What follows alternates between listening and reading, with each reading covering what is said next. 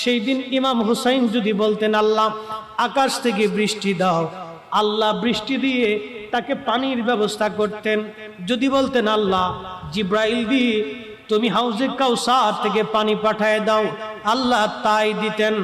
যদি বলতেন আল্লাহ ওই ফোরাত নদীর পানি তুমি জোয়ার বানাইয়া আমার তাবু পর্যন্ত পানি পৌঁছায় দাও, আল্লাহ তাই দিতেন। কথা বলেন ঠিক কিনা? কিন্তু তিনি চান নাই।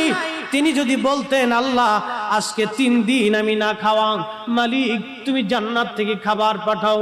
ঈসা নবীর মা হযরতে মারিয়াম আলাইহিস সালামের জন্য তুমি খাবার পাঠাইছো, আমার জন্য তুমি খাবার পাঠাইবা। আমি না জান্নাতি যুবকদের সর্দার, আমি না তোমার হাবিবের দৌহিত্র, এই রক্ত তো তোমার নবীর রক্তের সাথে কানেকশন লাগানো। আল্লাহ এত কষ্ট করে আমি মরতে চাই না, এত নিদারুণ যন্ত্রণা